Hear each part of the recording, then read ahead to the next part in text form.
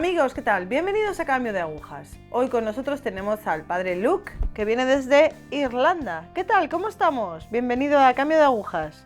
Okay. Muchas gracias.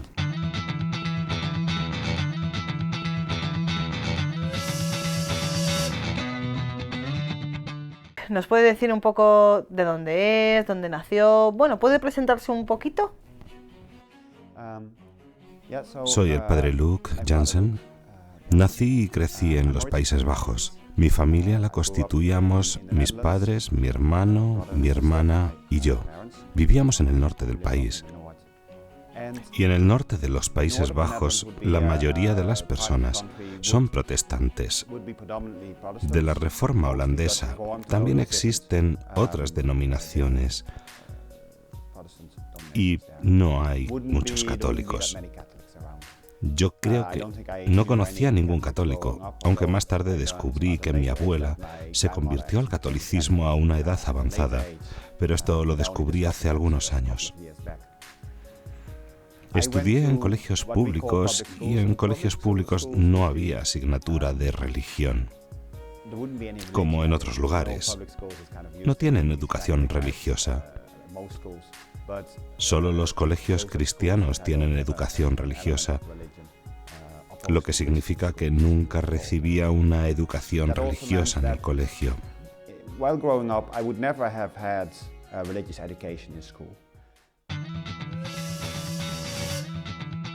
Después, ¿qué pasa? ¿Va a la universidad? ¿Qué decide estudiar?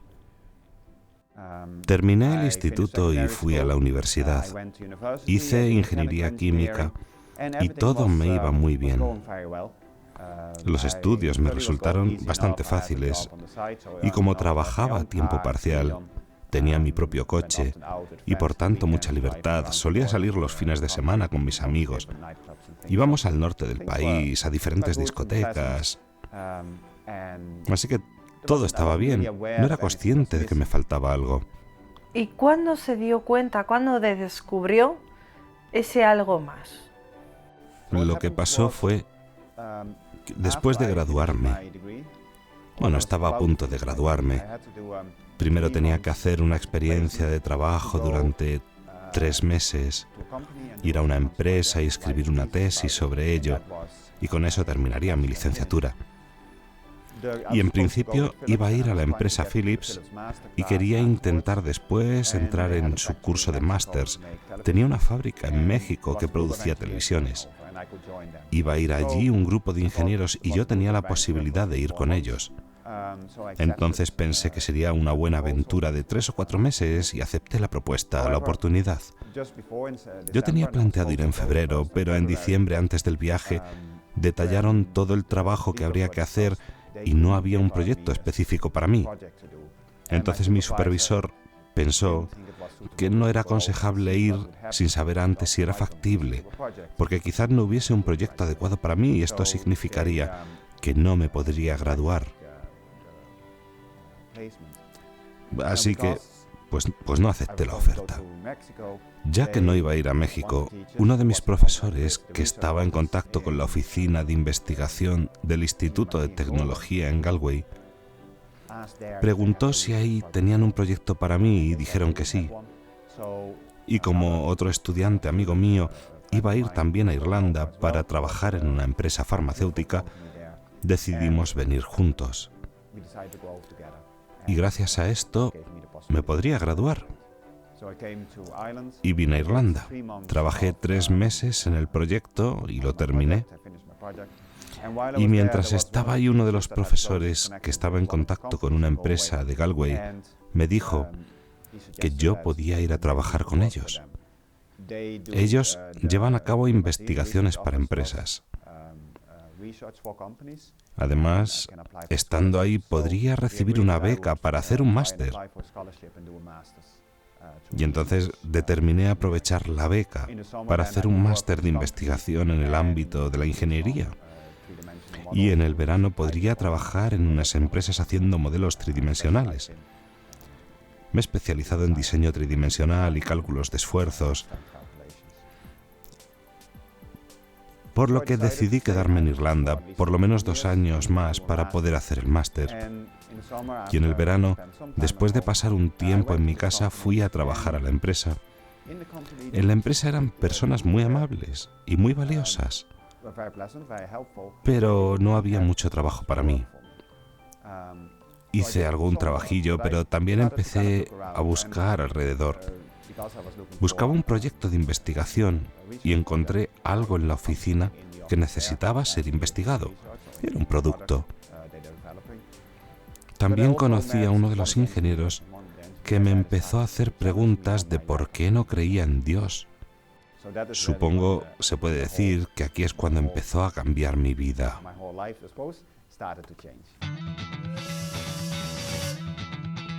Bueno, ¿y qué respuestas le daba a este ingeniero? O sea, ¿cuáles eran las razones para en ese momento no creer en Dios? Bueno, no me gusta discutir.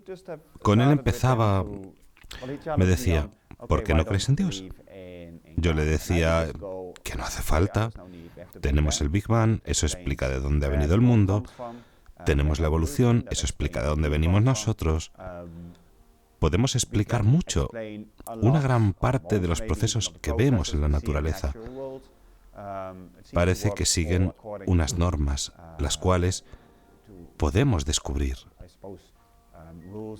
Así que me parece que no es necesario tener un Dios. Siempre asociaba a Dios con un tipo de poder en el cielo que controlaba todo, o un poder por encima de nosotros, a quien podríamos acudir si no podríamos manejar nuestras vidas, o como dije, si no éramos capaces de crear nuestra propia felicidad.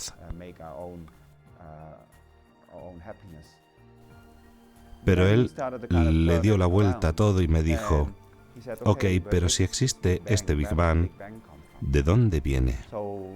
Y claro, esto era un problema. Todo esto entonces nos llevó por la vía de la filosofía. Tiene que haber algo fuera del tiempo y del espacio, algo que creó el tiempo y el espacio. Sabemos por Einstein que el tiempo y el espacio tuvieron un comienzo, están estrechamente unidos, que hay un comienzo. Entonces, ¿de dónde vienen? Tienen que venir de algo. También discutimos de la complejidad del mundo, del universo, del hecho de que este Big Bang tenía que ser algo planeado con mucha precisión para poder desarrollar incluso los elementos más sencillos, para desarrollar los pequeños planetas y las estrellas, para desarrollar las galaxias. Los parámetros necesarios para hacer posible todo esto son muy complejos. Y si sumamos todo, no tiene sentido decir que son el resultado de una casualidad.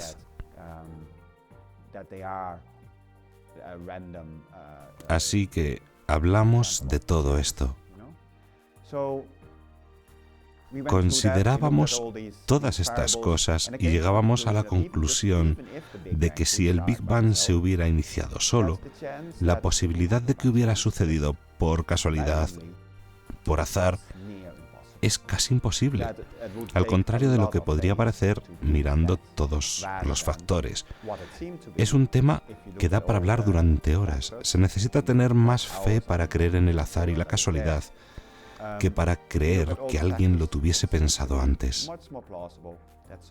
Y siendo ingeniero, lo entendía. Veía cómo todos estos factores encajaban en un maravilloso diseño hecho para traer a la existencia un planeta como el nuestro, donde podía haber vida en abundancia. Si consideramos que tiene que ser algo más allá del tiempo y del espacio, cosa que no podemos definir desde nuestra posición aquí, entonces ese algo debe ser eterno. Por otro lado, el hecho de que parece que el mundo está creado de una manera muy concreta, tenía sentido que lo haya hecho un ser inteligente. Y supongo que esto me abrió la mente, el intelecto, me abrió la posibilidad de la existencia de un tal ser. Vale, entonces se le abre la mente, pero ¿cómo llega a tener esa relación personal con Dios? ¿Cómo se provoca ese encuentro? ¿Qué ocurre? No lo sé bien. Después de todo esto, nosotros, supongo que con el intelecto puedes reflexionar sobre todas estas cosas, pero no necesariamente te cambian la vida. Es necesario otro paso. Mi compañero me guió por...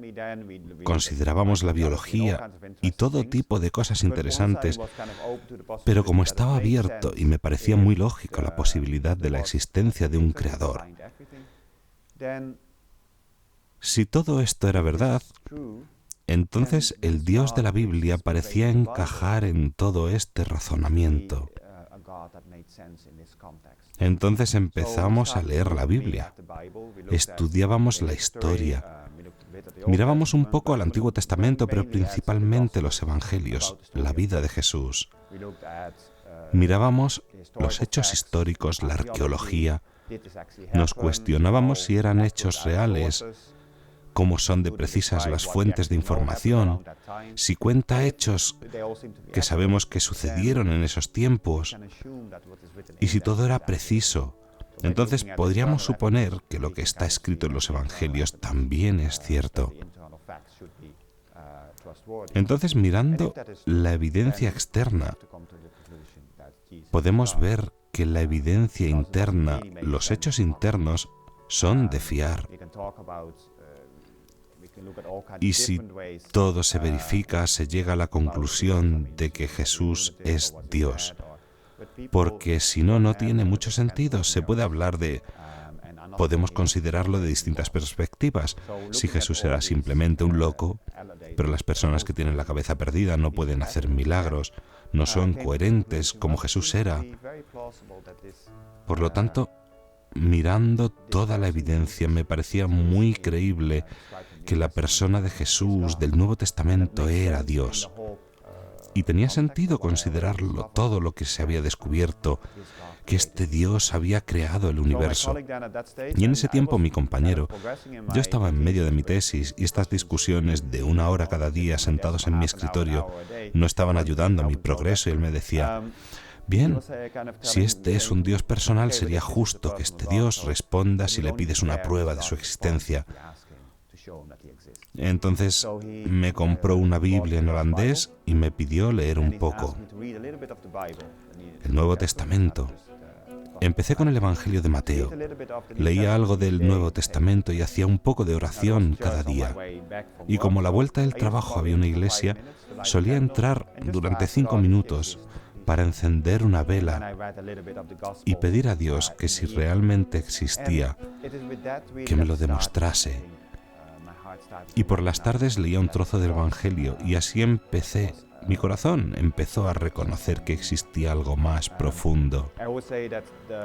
Y siempre digo que las Escrituras me hablaron muy claro, de una manera indescriptible, y se me hizo real, muy relevante para mi vida. En ese tiempo, cuando leía algo por la tarde, al día siguiente, venía relacionado con lo que pasaba en la oficina o en mi vida. Y para mí eso era un signo claro de que Dios me estaba diciendo, es real, es oportuno. Me acuerdo de momentos cuando en una ocasión estaba esperando que llegase una herramienta de trabajo, sin la cual mi trabajo no avanzaba mucho. Estaba esperándola, llevaba esperándola casi 2 semanas y hacía buen tiempo, así que cuando pasé por delante de la iglesia hice una petición breve. Le pedí a Dios que se resolviera el problema. Y al volver a la oficina, vi un mensaje en mi teléfono que decía que la herramienta había llegado, que estaba en la sección de llegadas. Eran un montón de pequeñas coincidencias que me mostraron que sí, Dios existe de verdad, está en mi vida y puedo llegar a conocer a este Dios. Supongo que a partir de ahí empezó mi vida de oración, comencé a ir a un grupo de oración, empecé a rezar el rosario. Aprendí el significado de la misa y así profundizando en el conocimiento de Dios.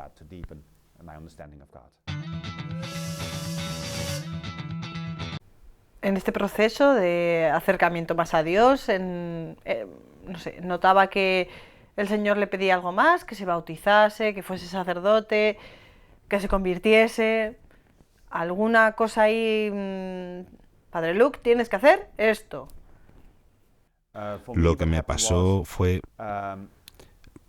Sabía que era verdad, porque Dios me lo demostró a través de pequeños milagros, a través de la oración, de experimentar la presencia de Dios, pero no era a menudo. Y a nivel intelectual también, a través de algunos estudios teológicos que hice. Era un nivel muy básico. La decisión es parecida un poco a la apuesta de Pascal. Si esto parece verdad, ¿por qué no vas a seguirlo? Porque me trajo mucho. El hecho de que seamos cristianos no cambia nuestra vida. Ahora, para las personas que han crecido en la fe, quizás no sea tan obvio, porque la fe obra en nosotros, nos da esperanza, nos guía, nos da la paz y demás cosas, y no nos damos cuenta de lo que tenemos. Pero si al principio no tienes ciertas virtudes, y especialmente las virtudes teologales, cuando las recibes te das cuenta de la diferencia. Y supongo que llega un momento cuando, de hecho me acuerdo cuando fue, un día hubo una misa con un grupo de oración al que yo asistía, y allí una de las personas me dijo que no podía subir a recibir la comunión. Ahora ya lo sé, pero nadie me lo había dicho antes. Ese fue un momento en el que pensé, yo creo que este es Jesús. Lo creía de verdad. Entonces la única cosa que podía hacer era entrar en la iglesia y empezar el camino de formación para adultos. No había otra opción, porque sabía que era verdad. No podía ignorarlo sin más, no tenía sentido, y se notaba el cambio en mi vida. ¿Cómo fue el día de su bautismo? Eso es interesante. Fui a un retiro el fin de semana anterior, el retiro de jóvenes de 2000, y volví agotado. Y recuerdo cómo iba al bautismo, y para decir la verdad fue un poco extraño, porque olvidaba lo que tenía que hacer cada paso, y había muchísima gente. Fue cerca de la Pascua, pero no en la vigilia pascual, porque tenía planeado ir a mi casa en Pascua. Lo tenía organizado así con mi familia y no quería cancelarlo. Ahora, mirando atrás, seguramente hubiera obrado de diferente modo porque entiendo la importancia que tiene, no como en aquel momento. Ahora entiendo que la Pascua es un tiempo muy importante, pero en aquel momento no me daba cuenta de eso ni entendía el significado de muchas cosas. Uno tiene que aprender tantas cosas. O sea que fue en otra fecha, pero hubo mucha gente de los grupos de oración, jóvenes de los grupos a los que pertenecía. Era una ocasión muy grande. Había mucha gente. La cosa que más me tocó fue que al día siguiente, al despertarme, me sentía como una persona nueva. Una persona completamente distinta, totalmente renovado. Y fue una experiencia tan impresionante que pensé, anda, no sé lo que ha pasado. Entonces el bautismo en sí fue, obviamente estaba bautizado y recibí la primera comunión, todo en la misma misa. Y fue una celebración fantástica, pero me acuerdo que hubo un cambio muy grande después. Y en cierto modo, uno se imagina que Dios puede actuar tanto en la vida de una persona. Yo no tenía planeado venir a Irlanda, no tenía planeado quedarme en Irlanda, no pensaba hacer la investigación con la empresa. Mirando atrás veo que muchas cosas iban encajando para que yo estuviese ahí. Después de su bautismo, decide ser sacerdote. ¿Cómo es este proceso desde el bautismo hasta la decisión de ser sacerdote? Sí. Viví después en Galway 5 años y medio. 5 años y medio en total en Galway. 4 años como católico. Supongo que sí, 4 años. Enseguida me di cuenta de lo difícil que es vivir como católico. Es muy fácil estar cómodo. No es fácil aceptar que Dios pueda estar callado en tu vida.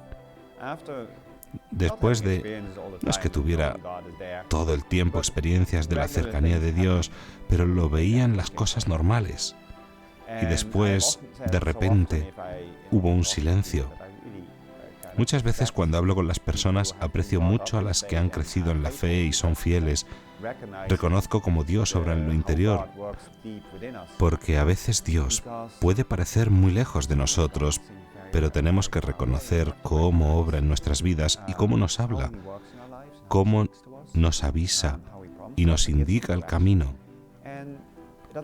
No siempre es fácil y necesitamos silencio y tiempo y espacio para eso. Supongo que fue aquí cuando aprendí que tenía que rezar más y empecé a ir a misa todos los días. Entré en la Legión de María para poder hacer algo de apostolado. Ya estaba involucrado en un grupo de oración, profundizar en mi oración personal, pero caí en la cuenta que tenía que aprender a escuchar. Me acuerdo que fui a Medjugorje con un grupo de jóvenes de Galway. Pensé, esto fue probablemente 4 meses después de mi bautismo. Pensé, Dios me va a indicar lo que debo hacer con mi vida. La Virgen va a decírmelo ahora que estoy en este sitio de oración en Medjugorje, donde tanta gente se ha vuelto a la fe, a la confesión. Pero no pasó nada. Y me acuerdo que al final del viaje estaba confundido porque quería saber lo que Dios quería de mí. Simplemente quería hacer la voluntad de Dios. El camino que estaba siguiendo hasta entonces era el de una profesión. Ahí tengo que decir que siempre me sentí llamado a casarme, y más adelante empecé mi propia empresa pensando que si esa era la voluntad de Dios y tenía éxito, podría trabajar por un tiempo así y ganar dinero para apoyar a mi familia, mi apostolado, y con la esperanza también de tener tiempo para ayudar a los demás a encontrar a Dios. Porque se había obrado un cambio intenso en mi vida y lo quería compartir con los demás. Al día siguiente de regresar, como decía, era difícil para mí, estaba llorando el último día, conocí a una chica. Bueno, la conocía de antes y empezamos a salir. Estuvimos saliendo durante 3 años. Yo pensé, este es mi camino, e iba todo bien. Bueno, entonces yo ya tenía mi propia empresa y ella estaba estudiando para ser profesora, lo cual era muy difícil. Muy difícil especialmente durante las prácticas.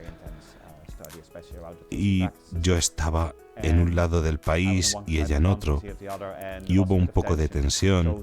Entonces ella dijo que quería dejarlo un tiempo. Yo en ese tiempo no pensaba en serio en el sacerdocio, porque pensaba que eso eran imaginaciones mías, porque yo había venido de los Países Bajos, había tenido una conversión. Pero eso no quería decir que tuviese que ser sacerdote. Por eso cuando estaba saliendo con ella, estaba completamente feliz. Pero en ese momento yo decía, Señor, si esta es tu voluntad, que te dé toda mi vida, en la vida consagrada. No la asociaba tanto con la diócesis aquí en Irlanda, quería ser religioso además de sacerdote. Le decía, si quieres que sea religioso o sacerdote, ahora estoy libre. Y fui a la conferencia de jóvenes de la Legión de María en All Hallows, Dublín, en junio, a principios de junio, y me acuerdo que empezó con el rezo del rosario, y ahí se me hizo claro que Dios me estaba pidiendo hacer esto. Intentarlo, por lo menos, a mí me parecía claro. Sentía tanto amor por Dios que pensaba que esto era algo maravilloso. Mucho más que cualquier otra cosa que hubiera sentido o experimentado anteriormente.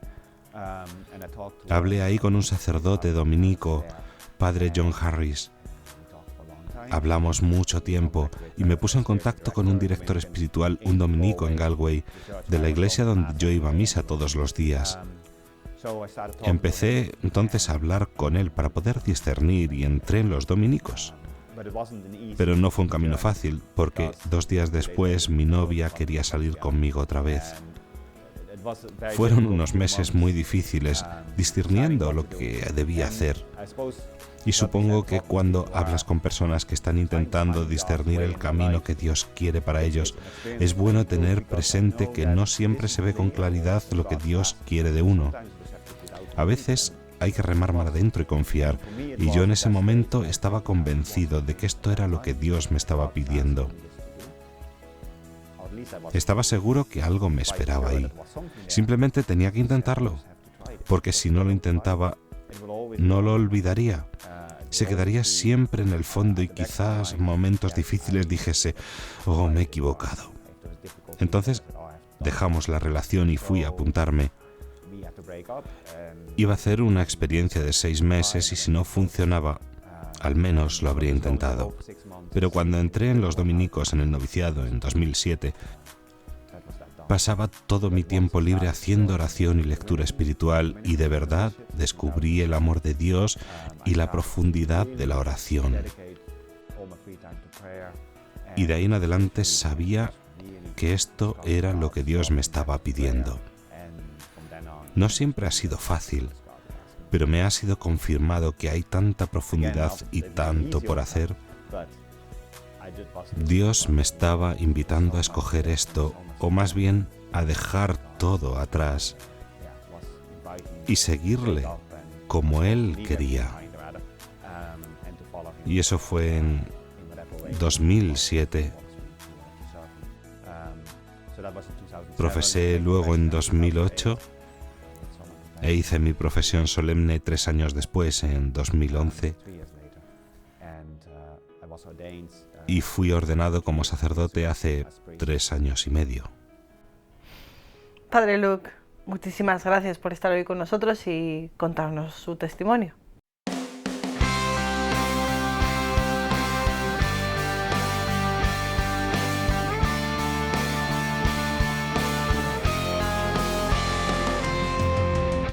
El Señor, siempre digo aquí que tiene un proyecto para nosotros.